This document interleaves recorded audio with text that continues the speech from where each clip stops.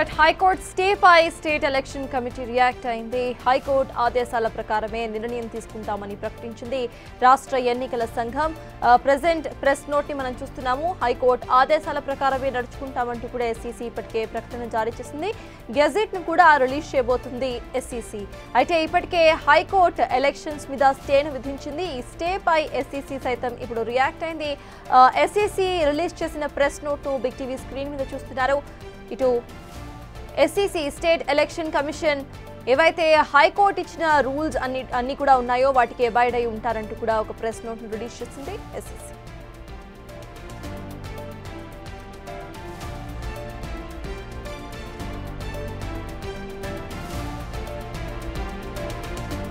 High court స్టేపై SEC react అయింది. మరి కాసేపట్లో గెజెట్ సైతం రిలీజ్ అవ్వబోతోంది. దీనికి సంబంధించిన అప్డేట్స్ మా ప్రతినిధి వాసు అందిస్తారు. వాసు, చెప్పండి, గెజెట్ నోటిఫికేషన్ ఎప్పుడు వచ్చే అవకాశం ఉందనుకోవాలి అండ్ అప్డేట్స్ ఏంటి?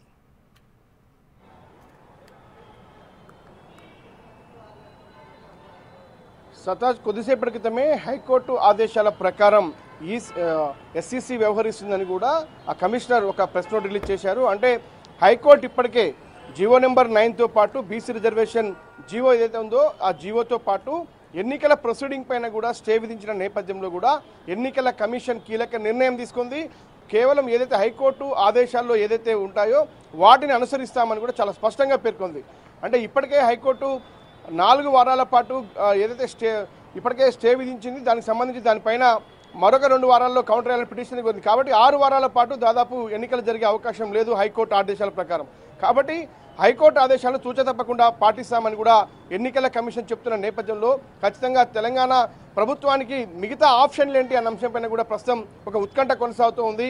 ఎందుకంటే ఇప్పటికే హైకోర్టు అయితే అడ్డుకట్ట వేసిన నేపథ్యంలో కూడా తదుపరి ఏ విధంగా ఎన్నికలకు వెళ్ళాలి, ఈ సజావుగా ఎన్నికలు జరగాలంటే సుప్రీంకోర్టుకు వెళ్ళాలా లేదంటే ఇంకేదైనా ఆప్షన్ ఉందా అన్న అంశంపైన కూడా న్యాయ నిపుణులతో ప్రభుత్వ పెద్దలతో పాటు ఈసీ కూడా సంప్రదింపులు చేస్తూ ఉంది.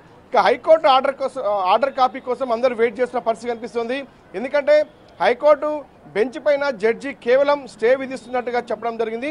కానీ కారణాలను ఆయన ఎక్కడ కూడా ప్రస్తావించలేదు. కాబట్టి ఆర్డర్ కాపీలో మాత్రమే ఎందుకు ఆ కారణాలు ఏంటి అన్న అంశంపైన కూడా ఒక పూర్తి స్థాయిలో కూడా ఆర్డర్ కాపీ వచ్చిన తర్వాత మాత్రమే తెలిసే అవకాశం ఉంది. ఎందుకంటే ఆర్డర్ కాపీలో ఏమిందో అన్న విషయం తెలియకుండా ఇటు ఈసీ కానీ అటు ప్రభుత్వం కానీ ఒక నిర్ణయం తీసుకునే అవకాశం లేదు.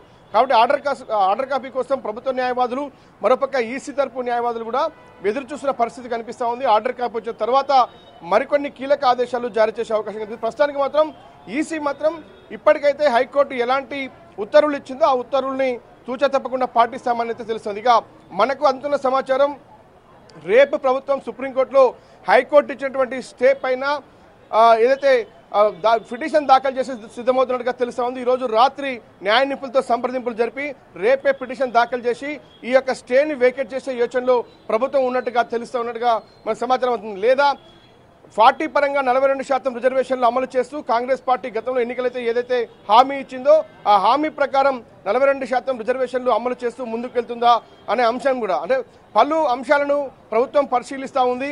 లేదంటే పాత రిజర్వేషన్ పద్ధతితో ఎన్నికలకు వెళ్ళడానికి అవకాశం లేదని తెలుస్తుంది. ఎందుకంటే ఖచ్చితంగా 42% రిజర్వేషన్ పోతామని ఇప్పటికే మంత్రులు మాట్లాడుతూ ఉన్నారు, ప్రభుత్వ పెద్దలు మాట్లాడుతున్న నేపథ్యం కనిపిస్తూ ఉంది. కాబట్టి ఖచ్చితంగా 42% రిజర్వేషన్లు అమలయ్యేంత వరకు కూడా పోరాటం సాగదనే విషయాన్ని స్పష్టం చేస్తున్న నేపథ్యంలో దాదాపుగా ఇప్పుడైతే ఎన్నికలు వాయిదా వేస్తున్నట్టుగా మనకు సమాచారం అందుతోంది. పూర్తిగా ఈసీ కూడా మరి కాసేపట్లో గెజెట్ విడుదల చేయబోతోంది.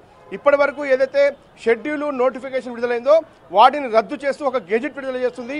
ఆ గెజెట్ విడుదల చేసేందుకు కూడా ఎన్నికల కోడ్ రాష్ట్ర వ్యాప్తంగా పంచాయతీ ఎన్నికలకు సంబంధించి ఏదైతే కోడ్ కొనసాగుతుందో ఆ కోడ్ కూడా రద్దు కాబోతుంది.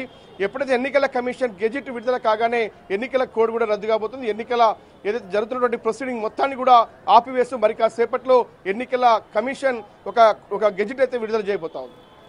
అయితే వాసు, గెజెట్ రిలీజ్ చేసిన అనంతరం కూడా ఎన్నికలు రద్దవబోతున్నాయి. కాబట్టి ఇరు పార్టీలు కూడా అసలు ఏమంటున్నాయి, పార్టీ వర్గాలు వాళ్ళు ఏమంటున్నారు? అట్ ద సేమ్ టైం ఇటు కాంగ్రెస్ పార్టీ తరఫున మళ్ళీ ఇటు వాదన వినిపించే అవకాశం ఉంది, పిటిషన్ వేసే అవకాశం ఉందని కూడా అంటున్నారు. సో దానికి టైం ఉందనుకోవాలా?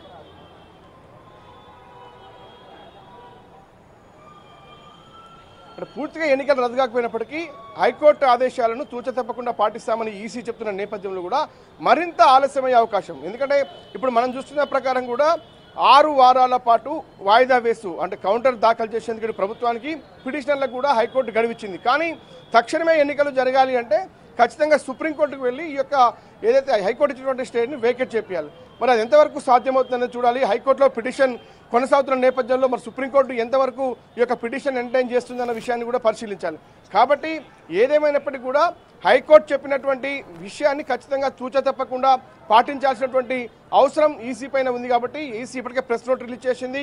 హైకోర్టు ఇచ్చినటువంటి ఆదేశాలను పాటిస్తామని చెప్తుంది. కాబట్టి అంటే దాదాపుగా గెజెట్ విడుదల చేసి కూడా మాకు స్టే విధించిన ఎన్నికల ప్రొసీడింగ్స్ పైన హైకోర్టు స్టే విధించిన నేపథ్యంలో ఇకపై జరగబోయేటువంటి పరిణామాలు అంటే ఇప్పటికే ఈరోజు ఇచ్చినటువంటి నోటిఫికేషన్ సంబంధించి కొంతమంది నామినేషన్లు కూడా దాఖలు చేశారు. కాబట్టి ఆ ప్రాసెస్ మొత్తాన్ని కూడా ఆపివేస్తుంది. అంటే మళ్ళీ తేదీలు మారే అవకాశం ఉంది. ఎందుకంటే మళ్ళీ తిరిగి హైకోర్టు ఎప్పుడైతే పూర్తిగా ఆదేశాలు జారీ చేస్తుందో దానికి ఇంకా సమయం పట్టే అవకాశం ఉంది. కాబట్టి ఇప్పటి వరకు ఇచ్చినటువంటి షెడ్యూలు నోటిఫికేషన్ మొత్తాన్ని కూడా రద్దు చేయబోతోంది. ఎన్నికల కోడ్ను కూడా రద్దు కాబోతోంది తెలంగాణకు సంబంధించి రాష్ట్ర వ్యాప్తంగా. కాబట్టి తదుపరి సుప్రీంకోర్టుకు వెళ్ళినా లేదంటే ప్రభుత్వం ఇంకేదైనా నిర్ణయం తీసుకున్నా కానీ ఖచ్చితంగా కూడా డేట్లు మారాల్సినటువంటి అవసరం కనిపిస్తోంది. రిజర్వేషన్ల అంశం తేలేంత వరకు కూడా ప్రభుత్వం స్థానిక ఎన్నికలకు పోయే యోచనలో లేదు. కాబట్టి మరింత ఆలస్యం అవకాశం ఉంది. జూబ్లీహిల్స్ ఎన్నికల తర్వాతనే తెలంగాణలో స్థానిక ఎన్నికలు జరిగే అవకాశం అయితే స్పష్టంగా కనిపిస్తుంది. మరి కాసేపట్లో మంత్రులు మాట్లాడబోతా ఉన్నారు.